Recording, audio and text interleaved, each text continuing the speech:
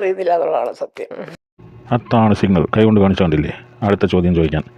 ഉടനെ അടുത്ത ചോദ്യമാണ് അഖിൽ മാറാർ എന്ന മണ്ടനെക്കുറിച്ച്. അപ്പോൾ അത് നിലപാടില്ലാത്ത ആൾ നിലപാടുകളെക്കുറിച്ച് അങ്ങനെ അങ്ങനെ വളഞ്ഞ് തിരിഞ്ഞ് വരികയാണ്. പുള്ളിക്കാരിക്ക് ഈ അഖിൽ മാറാറിനെ വിടണമെന്നില്ലെന്ന് തോന്നുന്നു. കാരണം അഖിൽ മാറാറിനെ തൊട്ടാ റീച്ചുണ്ടെന്ന് ഇനി അങ്ങനെ വല്ല ഫീലിംഗ് ഉണ്ടോ? ആ പൊട്ടനെ എന്തിനാണ് ഇവരൊക്കെ വലുതാക്കുന്നതെന്നാണ് എനിക്ക് മനസ്സിലാവാത്തത്. ഇപ്പൊ നിലപാടുകളിൽ എപ്പോഴും ഉറച്ചു നിൽക്കുന്ന ഒരാൾ, അത് വേണം. ഒട്ടും ഉറക്കാത്ത അതിനെപ്പറ്റിയാണ് ചോദിക്കാൻ വന്നതും. അപ്പൊ ഈ റീസെന്റ് അമ്മ കൊടുത്തൊരു ഇന്റർവ്യൂല് അദ്ദേഹത്തിനെ പറ്റി ഇങ്ങനെ പരാമർശിച്ച് പോകുന്നുണ്ടായിരുന്നു. കുറച്ചു നാളായത് കൊടുത്തിട്ട് ഈ നിലപാടുകളില്ല എന്ന് അമ്മ പേര് പറ, നിങ്ങളൊക്കെ പറഞ്ഞാൽ മതി.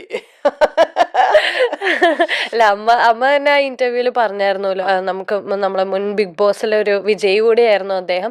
നിലപാടുകളിൽ ഞാൻ അദ്ദേഹത്തിനെ ആദ്യം അടുത്ത് പരിചയപ്പെടുന്നത് കൊട്ടാരക്കരയെ വെച്ചിട്ട് നമ്മുടെ ഫ്ലവേഴ്സിന്റെ ഒരു ഫംഗ്ഷൻ. അടുത്ത് പരിചയമൊക്കെ ഉണ്ട്. അന്ന് പോയി കാല് പിടിച്ചാണ് മറ്റേ ഊള അഖിൽ മാറാരെ. കാരണം പൃഥ്വിരാജ് സാറിൻ്റെ മദർ എന്ന് പറയുമ്പോൾ ഒരു എന്താ പറയണ്ടേ, ഒരു ലെജൻഡാണല്ലോ. അപ്പോൾ അങ്ങനെ പോയിട്ട് കാല് പിടിച്ച് വല്ലതൊക്കെ